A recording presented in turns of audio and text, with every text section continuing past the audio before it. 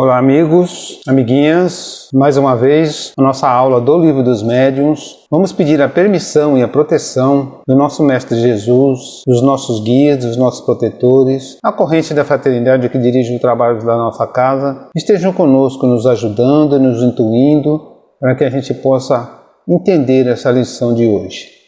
Nós estamos no capítulo 28. Capítulo 28, ele fala sobre charlatanismo e prestidigitação. Fala também sobre médiuns interesseiros, né? Então até a aula passada nós falamos sobre os médiuns interesseiros.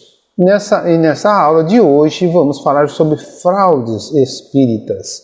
O meu aqui é na página 180, né? Estamos no item 314. Já acharam aí fraudes espíritas? O item 314. Então, no item 314 diz o seguinte: os que não admitem a realidade das manifestações físicas atribuem geralmente a fraudes, né, os efeitos produzidos.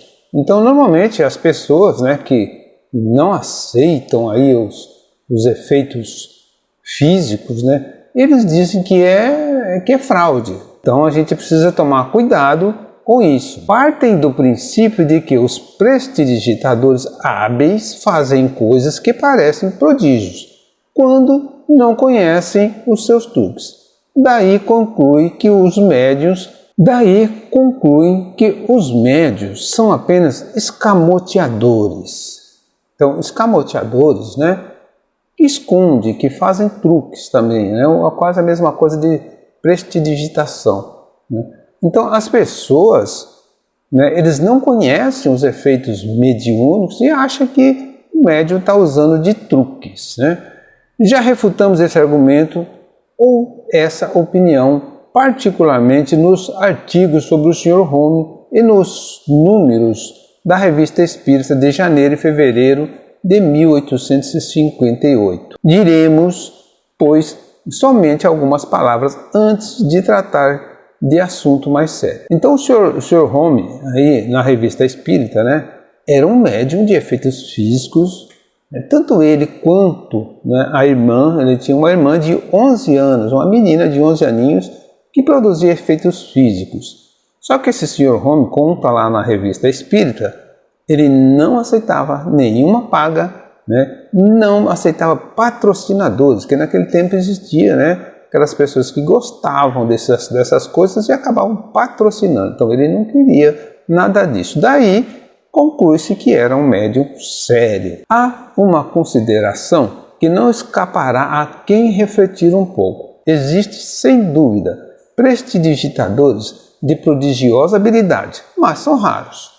Se todos os médiuns praticassem a escamoteação, teríamos de convir que essa arte fez em pouco tempo enorme progresso, tornando-se absolutamente muito conhecida, desde que se encontraria como inata entre pessoas que dela nunca suspeitaram, e até mesmo entre crianças. Então, o que ele está dizendo? Que se, né, os médiuns usassem de truques, né, eles conseguiram aí, né, fazer muitos truques e conseguiram angariar aí um grande número de pessoas. E também, se você pensar bem, né, como que uma criança, né, conseguiria fazer truques, né, como ele diz aqui, como é que você vai suspeitar até mesmo de criança, né? Do fato de haver charlatões que anunciam drogas nas praças públicas e mesmo médicos que, sem ir à praça pública, abusam da confiança, não se segue que todos os médicos são charlatões e que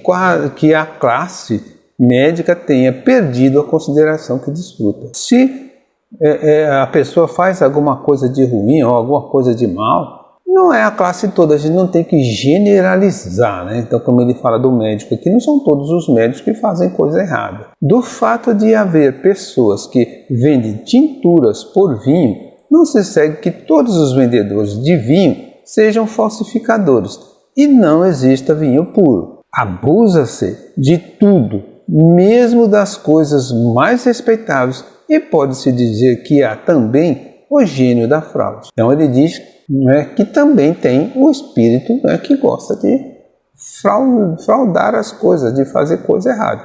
Mas a gente não pode generalizar. Mas a fraude tem sempre uma finalidade, algum interesse material. Onde nada se tem a ganhar, não há nenhum interesse em enganar. Por isso dissemos a propósito dos médiuns mercenários, que melhor de todas as garantias de um desinteresse absoluto. A melhor de todas as garantias, né, é um desinteresse absoluto. Então a gente já falou isso também na aula passada, né? Se existe algum interesse, há de se duvidar. No item 315, de todos os fenômenos espíritas, os que mais se prestam à fraude são os de efeitos físicos, por motivos que devemos considerar. Primeiro, porque se dirigem mais aos olhos do que à inteligência. São os que a prestidigitação mais fácil pode imitar. Somente porque despertam curiosidade mais do que os outros e são mais apropriados a atrair multidão e, consequentemente, mais produtivo. Então, o que ele está dizendo aqui que os efeitos físicos são fáceis de você produzir fraudando. Não necessariamente precisa de um espírito, você pode produzir um efeito físico, como eu falei na aula passada, né, do boneco de voodoo. Então, não foi um efeito físico, aquele foi um truque, né? Mas para quem não entende, para quem está morrendo de medo, não vai prestar atenção se é efeito físico ou se é truque, né? Vai ficar com medo. Então, como ele diz aqui, né, são coisas fáceis de imitar. Segundo, porque despertam curiosidade mais do que os outros e são mais apropriados a atrair multidão e, consequentemente, mais produtivos. Então, vai ganhar mais dinheiro com isso. Sob esse duplo ponto de vista, os charlatães têm todo o interesse em imitar essas manifestações. Os especuladores, na maior parte desconhecendo a ciência, procuram geralmente antes uma distração do que uma instrução séria. E sabe-se que o divertimento é sempre melhor pago que a instrução. Mas, além disso, há outro motivo mais decisivo. Se a prestidigitação pode imitar os efeitos materiais, para os quais só se precisa de destreza, até agora, entretanto, não conhecemos o dom de improvisação exigido por uma dose incomum de inteligência, nem para produzir esses belos e sublimes ditados que os espíritos costumam dar nas suas comunicações, frequentemente tão a propósito. Isso nos lembra o fato seguinte. Kardec aqui vai citar um fato, né? Porque algumas comunicações não tem como enganar. Não tem como você enganar se o espírito vem falando, por exemplo, de um assunto que o médium não domina. Agora, nos efeitos físicos pode haver alguma enganação. Então, o fato é o seguinte. Um homem de letras veio certo dia nos ver e disse que era um médium escrevente intuitivo e que se punha à disposição da sociedade espírita. Segundo o nosso hábito de não admitir na sociedade médium cujas faculdades não conhecemos, pedimos ao visitante que comparecesse primeiramente a uma reunião particular para fazer as suas provas. Ele realmente compareceu. Muitos médiuns experimentados deram as suas dissertações, seja respondendo com notável precisão às perguntas feitas ou sobre qualquer questão tratada e assuntos desconhecidos.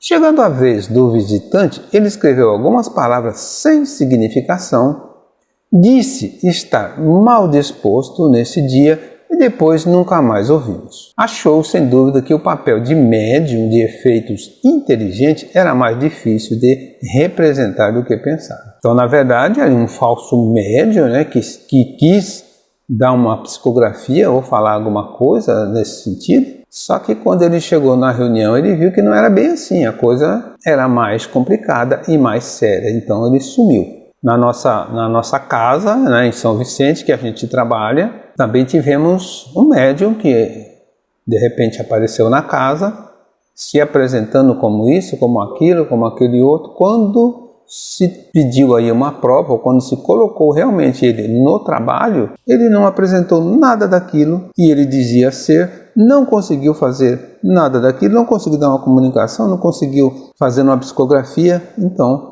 né, caiu por terra aí toda aquela aparência que ele trouxe, aquela imponência com que chegou. 316. Em todas as coisas, as pessoas mais fáceis de serem enganadas são as que não pertencem ao ofício. Então, como a gente já falou também anteriormente, quem não conhece a doutrina se engana facilmente, é enganado facilmente, né? O mesmo acontece com o espiritismo. Os que não o conhecem se deixam facilmente enganar pelas aparências, enquanto um estudo preliminar e atento, não só das causas dos fenômenos, mas também das condições normais em que eles podem ser produzidos, as inicia no assunto e lhes fornece assim os meios de reconhecer a fraude se ela existir. Então, se a pessoa conhece um pouquinho, né, a pessoa não vai deixar se levar por qualquer bobagem, né? Como que pode acontecer isso num lugar, ou como a gente comentou na aula passada, né, os espíritos vão estar sempre à disposição? Será? Talvez não, talvez sim. Então a gente tem que colocar em dúvida isso aí, né? 317. Os médiuns mistificadores são estigmatizados como merecem na seguinte carta que reproduzimos na Revista Espírita do mês de agosto de 1861. Paris, 1861. Então, uma pessoa, né, passou essa carta para Kardec. Pode-se estar em desacordo sobre alguns pontos e em perfeito acordo com outros. Acabo de ler a página 203 do último número da vossa revista. As reflexões sobre a fraude em questão de experiências espirituais ou espírita, as quais sou feliz de me associar com todo o meu empenho. Nesse momento, toda dissidência em matéria de teorias e doutrinas desaparece por enquanto. Não sou, talvez, tão severo como o senhor a respeito dos médiuns que, de uma forma digna e conveniente, aceito uma remuneração como indenização do tempo consagrado às experiências, muitas vezes longas e fatigantes. Mas sou tanto quanto o senhor, e não se poderia ser mais, a respeito dos que, em semelhante caso, suprem pelo embuste e pela fraude a ausência ou insuficiência de resultados prometidos e esperados. Ver o item 311. Então, o item 311 a gente falou há pouco, né? Na aula passada, né? Quando Kardec se justifica, ele fala, né, que se ele ofendeu alguém, né, ele pede desculpa, mas que ele tem a opinião dele e tem que se aceitar. Então essa pessoa que está mandando essa carta aqui, né, está aí floreando, né, falando uma coisa de outra, querendo agradar Kardec aí, mas ele está floreando, né? Continuando então a carta dessa pessoa aí. Misturar o verdadeiro e o falso quando se trata de fenômenos obtidos pela intervenção dos espíritos misturar o verdadeiro e o falso quando se trata de fenômenos obtidos pela intercessão dos espíritos é simplesmente uma infâmia e haveria obliteração do senso moral do médium que acreditasse poder fazê-lo sem escrúpulo. Então o que ele está dizendo, né, que o médium não teria escrúpulos, né, ou ele estaria indo contra a sua parte moral se ele aceitasse fazer esse tipo de coisa. E como fizeste perfeitamente observar, é lançar o descrédito sobre o assunto no espírito dos indecisos, desde que a fraude seja reconhecida. Acrescentarei que é comprometer da maneira mais deplorável os homens honrados que prestam aos médiuns o apoio desinteressado de seus conhecimentos e de suas luzes, e que se tornam fiadores da sua boa-fé, patrocinando-os de alguma forma. Isso é cometer para com eles uma verdadeira prevaricação. Então, agora ele fala, né, que concorda com Kardec, mas que isso é abusar das pessoas que ajudam. Era muito comum naquele tempo pessoas que apoiavam, né, patrocinavam o médium, né, para que o médium fizesse aqueles efeitos físicos, aquele show, né? Tinha casas que todo final de semana reuniam grupos de pessoas onde iam lá médiuns apresentar um show, dar um show, né? E alguém patrocinava, né? Alguém levava isso em consideração. Todo o médium que fosse surpreendido em manobras fraudulentas, que fosse apanhado, para me servir de uma expressão pouco trivial, com a mão na botija, merecia ser posto de lado por todos os espiritualistas ou espíritas do mundo, para os quais contribui um dever rigoroso desmascará-lo e execrá-lo. Se vos convier, Senhor, inserir essas poucas linhas na vossa revista, elas estão à vossa disposição. Aceite os meus cumprimentos. Continua a carta, é o Mathieu. Então essa pessoa aí mandou essa carta para Kardec. Uma hora ele concorda, outra hora não, né? E aí no finalzinho aqui ele acha que os médios deveriam ser praticamente crucificados, né? Esses que fazem coisas erradas. E aí a gente estaria saindo também do espiritismo, né?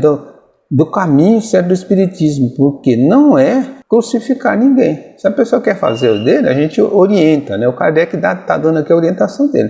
Se a pessoa quer fazer errado ou certo, aí é problema dela. O Kardec, lá no item 311, ele fala sobre isso. Ele tem a opinião dele, se quiser aceitar, aceite. Se não quiser, cada um faz a sua parte, né? Então esse Mathieu aí, né, mandou uma carta, e Kardec até colocou ela aqui no livro, mas eu acredito que mais para mostrar que nem todo mundo concordava com ele, né, e os que concordavam não concordavam inteiramente. No item 318, os fenômenos espíritas não são igualmente fáceis de imitar.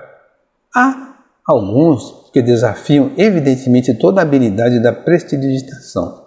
Tais são particularmente o movimento de objetos sem contato, a suspensão dos corpos pesados no espaço, os golpes desferidos de diferentes lados, as aparições, etc. Salvo o emprego de truques do compadrio, né? Aí ele está dizendo que os fenômenos, realmente, se a gente prestar atenção, eles não são tão fáceis de se imitar. Mas se tiver uma pessoa, quando diz aqui um compadre, alguém ajudando, né, pode se enganar. Como é que você vai levitar uma pessoa, né? Como é que vai fazer aparecer um objeto se não tiver mais alguém ali para ajudar?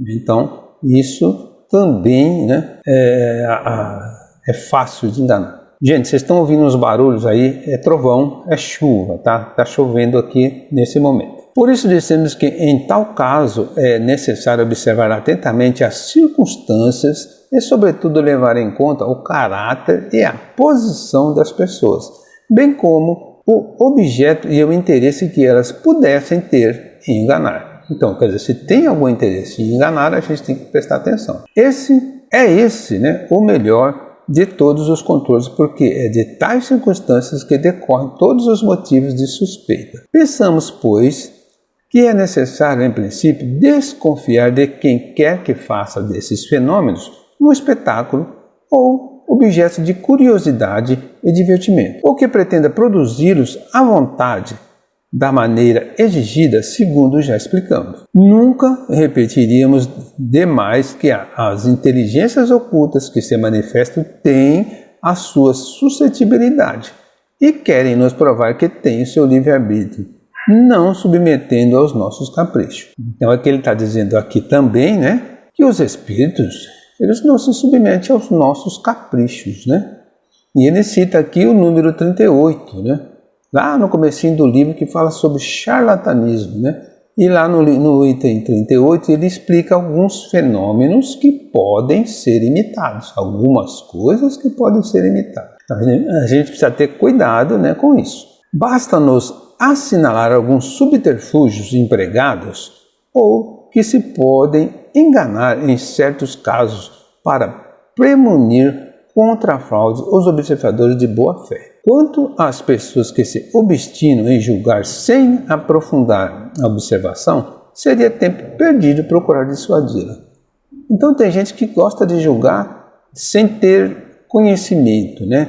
Pessoa que é contra tudo, né? E tudo está errado e tudo é assim, então não adianta a gente querer mudar a cabeça da pessoa. 319. Um dos fenômenos comuns é o dos golpes interiores produzidos na própria substância da madeira, acompanhados ou não de movimentos da mesa ou de um dos objetos empregados. Então ele está citando aqui um tipo de movimento ou de fenômeno que pode ser fraude. Esse efeito é um dos mais fáceis de imitar, seja pelo contato dos pés, seja provocando pequenos estalidos no móvel.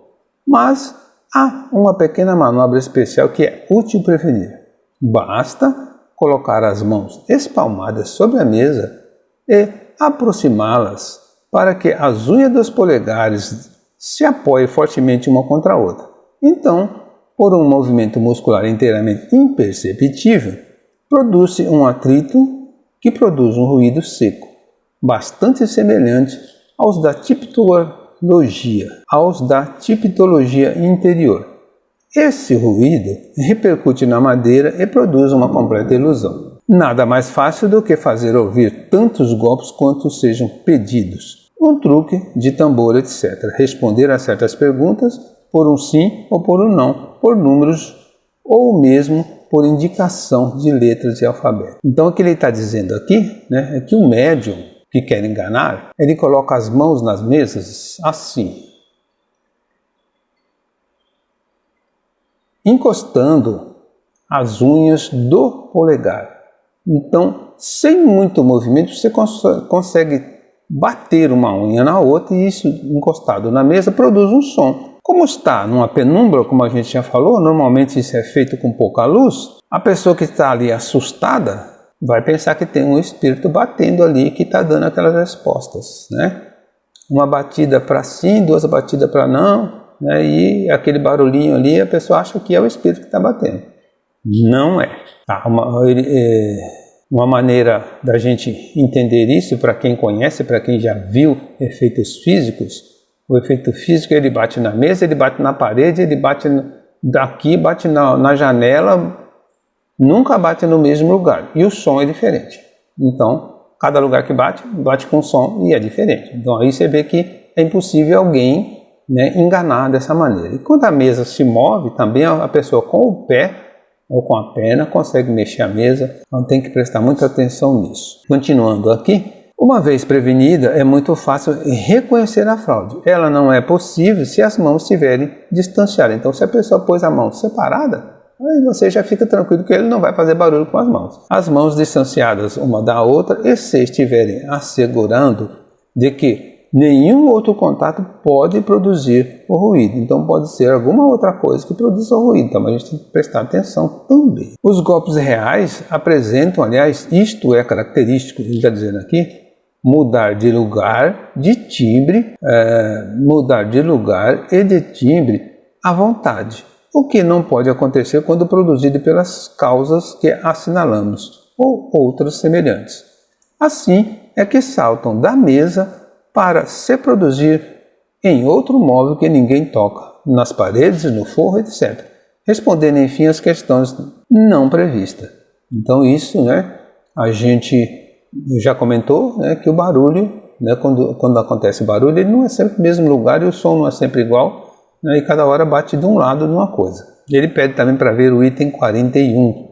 O item 41 do livro dos médiuns, né, fala sobre a teoria do músculo estalante. É a mesma coisa, de você encostar uma unha na outra e fazer estalar, o estalo do músculo. 320. A escrita direta é ainda mais fácil de imitar, sem falar dos agentes químicos bem conhecidos que podem fazer aparecer a escrita em dado tempo numa folha em branco, o que se pode evitar com as precauções mais vulgares. Poderia acontecer que por um hábil escamoteação se substituísse um papel por outro. Poderia dar-se também que o interessado na fraude soubesse desviar a atenção dos outros enquanto escrevesse rapidamente algumas palavras. Disseram-nos ainda que viram uma pessoa escrever assim com um pedacinho de ponta de lápis escondido na unha. Então isso Kardec observando isso, né?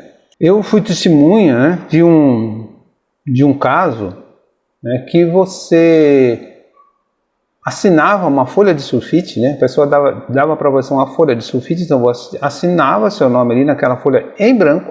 Essa folha era colocada numa caixa.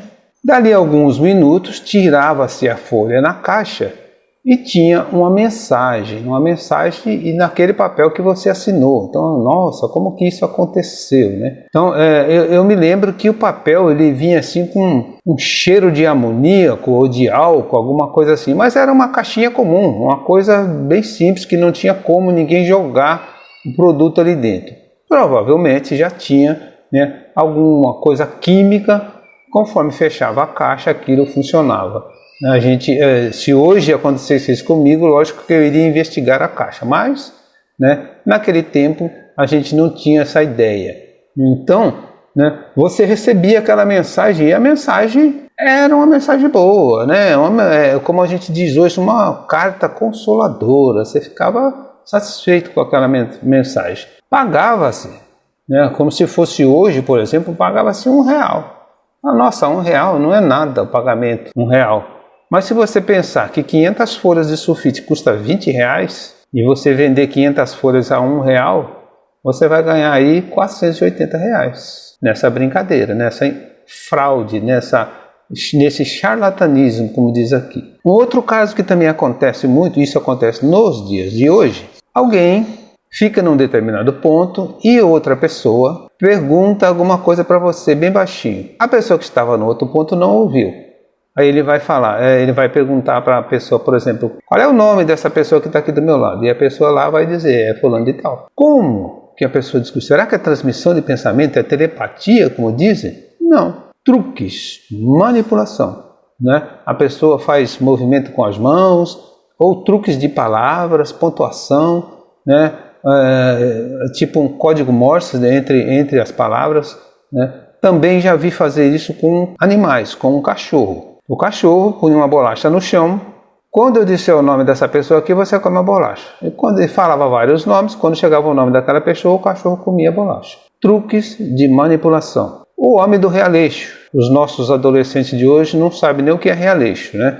Mas o realeixo tinha o periquitinho que tirava o papelzinho da sorte. E o papelzinho colorido, né? Cor de rosa para mulher, azul para homem, tinha para casado, para solteiro. Como que o periquitinho sabia qual bilhetinho tirar? Com a posição da mão do homem que estava ali comandando ele, dependendo do jeito, dependendo do sinal que ele fazia, o periquitinho sabia exatamente qual cor de papel que ele ia pegar. Truques, manipulação. Mais um que acontece normalmente nos dias de hoje. Alguém fala para você que em tal lugar assim existe lá uma pessoa que adivinha tudo, acerta tudo. Nossa, sabe presente, passado e futuro, sabe tudo. Você vai nessa casa, lógico que tem que pagar, né?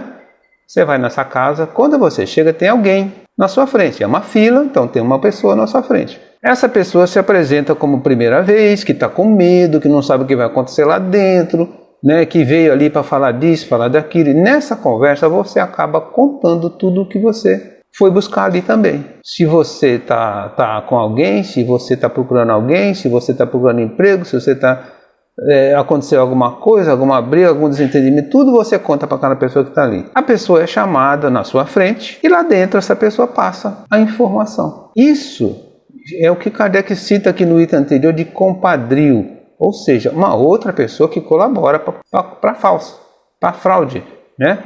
Para ter essa fraude precisa ter mais alguém para ajudar. Então essa outra pessoa ajuda. Hoje, né, já existe o ponto de áudio, se coloca no ouvido, alguém está observando, que está escutando. Existem câmeras ocultas. Quando você chega, você está sendo filmado, gravado. Então quando você chegar lá dentro, a pessoa sabe de tudo. O parceiro aí virou hoje a mídia digital, né? Mas também é fraude. Né? Como a gente disse já no item anterior, se cobrar, está errado. Se cobrar, a gente tem que desconfiar. Né? Então, todos esses tipos de fraudes, né? Existe alguém que dá o sinal, existe alguém que fala, né? Existe alguém que cochicha no ouvido através de um ponto, né? Como o Kardec cita aqui dos barulhos. Eu já vi lugares onde tem alguém que liga um ventilador e de repente começa a fazer um vento que você não sabe de onde vem. Né? Alguém que faz as batidas, provoca as batidas,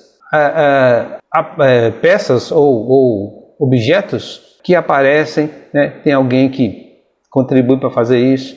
Então tudo é charlatanismo, tudo é manipulação. Então muito cuidado, né, com o tipo de manipulação, com charlatanismo. Sempre que cobrar, temos que desconfiar. No item 321. O fenômeno do transporte também se presta à prestidigitação. Transporte é exatamente a aparição de objetos. Pode-se facilmente ser enganado por um escamoteador mais ou menos deste, ou seja, por alguém que saiba esconder, manipular, mesmo que não seja um profissional. Então tem muita gente que é brincalhão e gosta de fazer truques e acaba escondendo aquela moeda, puxa daqui, põe para lá, né? E a gente não sabe como que foi feito, mas é um truque. No tópico especial que publicamos no número 96, estamos 96, né?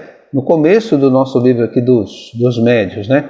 Ele fala sobre aparição de objetos. Pode ser os espíritos, pode ser manipulação. Então temos que ficar atentos. Qual o objetivo desse objeto estar aparecendo ali? Por que está acontecendo isso? Se existe uma cobrança, se existe um lucro em cima disso, então é manipulação, é fraude. Então no número 96, né?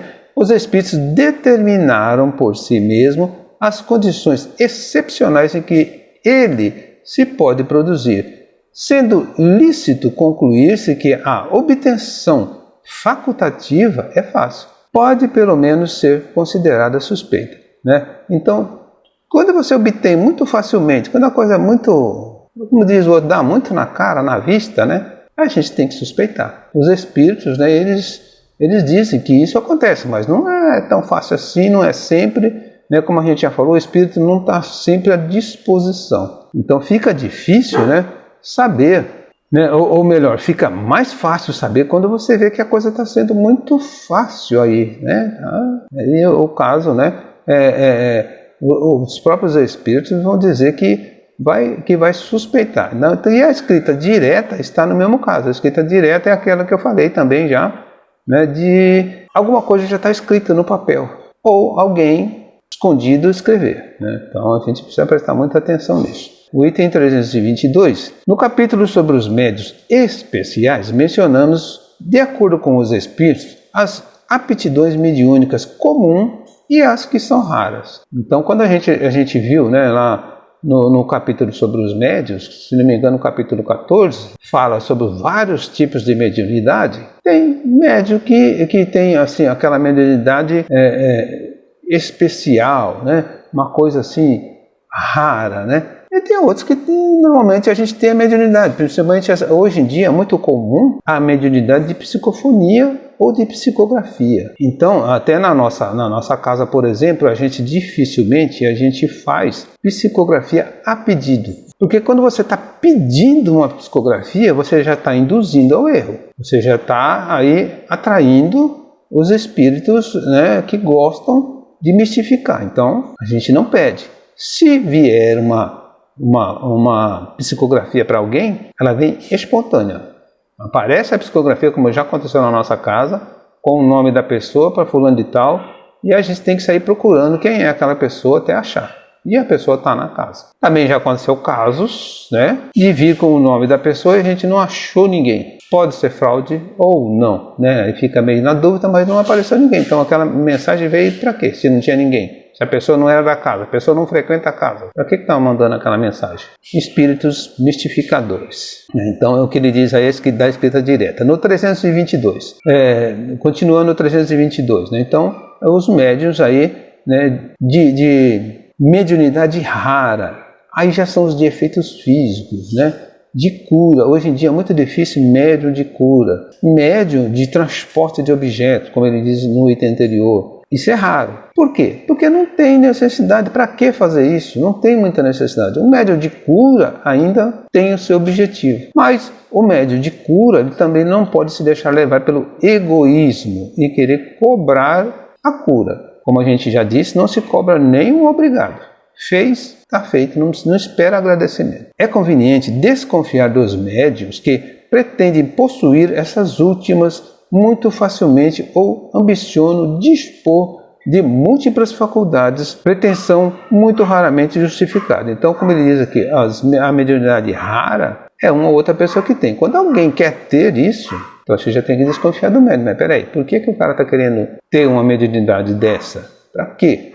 Então, alguma coisa, e como ele diz aqui, a pessoa não tem uma justificativa, né? Então, fica no nosso desconfiômetro aqui para ficar atento com essas pessoas. 323. As manifestações inteligentes são, segundo as circunstâncias, as que oferecem mais ou maior garantia, mas nem sempre por isso estão ao abrigo da imitação, pelo menos no que respeita às comunicações banais e vulgares. Então, as comunicações inteligentes que ele diz aqui, né, são as psicografias. Né? Alguém, né, recebe um espírito vem dar uma mensagem e a pessoa transmite aquela mensagem. É mais garantido de que essa mensagem realmente tenha vindo do espírito. Porém, eu conheço médiums que fingem estar mediunizado, fingem receber uma mensagem e passam essa mensagem, porque essa mensagem é conveniente para quem está ali no grupo, né? Uma indireta para alguém que está ali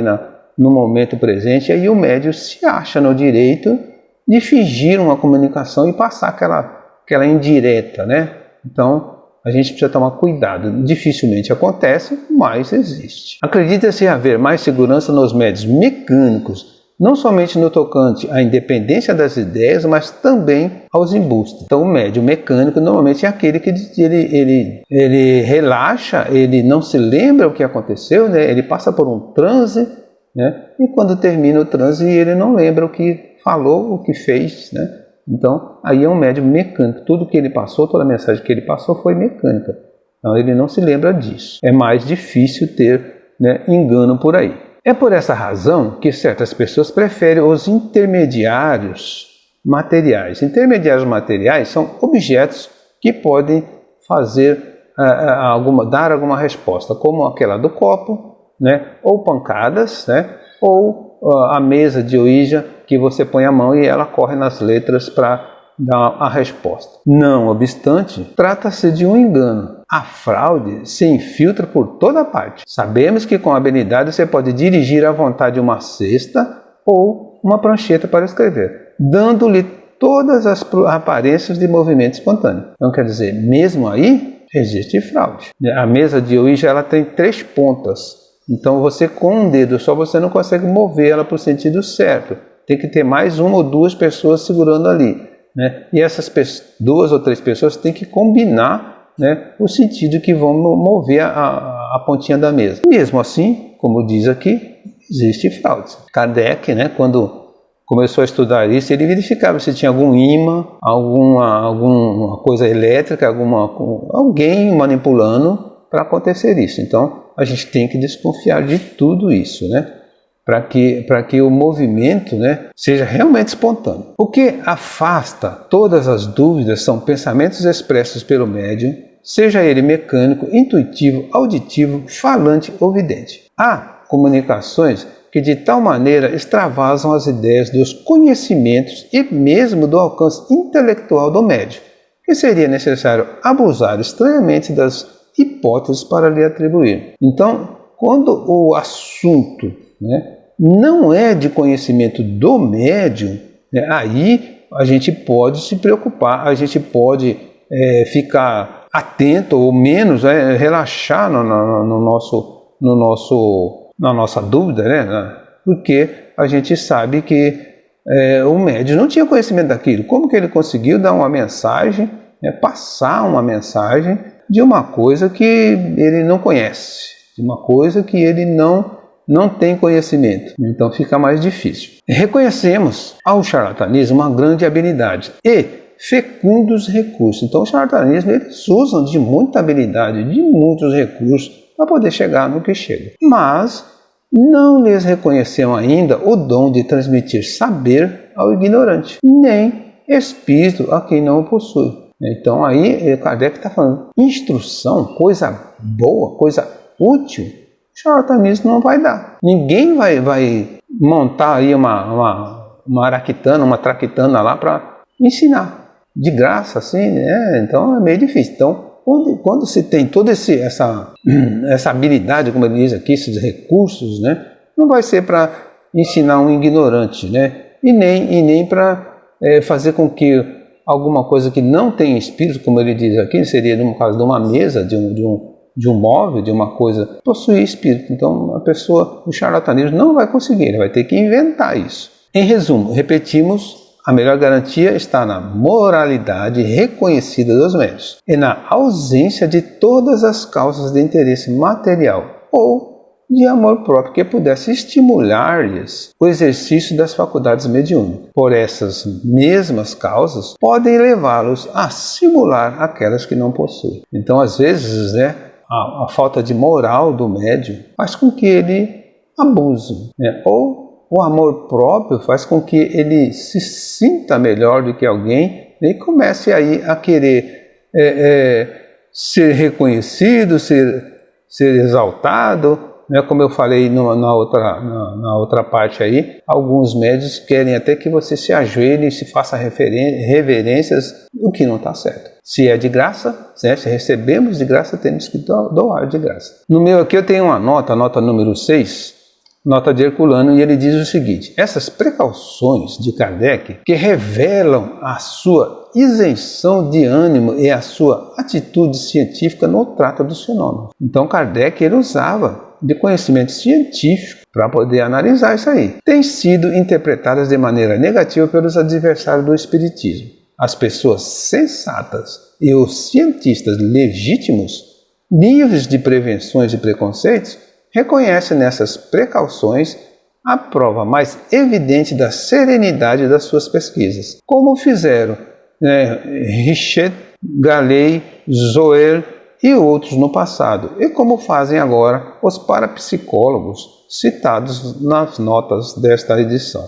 Então, a gente tem nessa edição, alguns parapsicólogos são citados aí no Livro dos Médiuns, e a gente sabe que são pessoas que com conhecimento científico e que aceitaram o que Kardec estava dizendo. Sabia que Kardec estava pesquisando para evitar fraudes, para evitar que o espiritismo fosse tomado como banalidade, afastar as pessoas que são contra o espiritismo. Terminamos aqui o nosso capítulo 28 e informamos que o capítulo 29, ele trata das reuniões de sociedades espíritas. Não convém a gente fazer uma aula sobre isso. O capítulo 30 também são regulamentos. Capítulo 31, algumas cartas, psicografias que Kardec resolveu publicar. E o capítulo 32 é um vocabulário, para que a gente conheça o que foi falado ou que a gente ache o tipo de palavra e o entendimento para algumas palavras. Então eu agradeço a atenção de todos, terminamos o Livro dos Médiuns aqui. Na próxima aula estaremos abordando um outro livro de Kardec. Continuamos com os livros codificados por Kardec. Então na próxima aula estaremos apresentando um novo livro que serve também para o conhecimento e para o trabalho mediúnico de todos nós. Mais uma vez agradeço, que Jesus nos abençoe.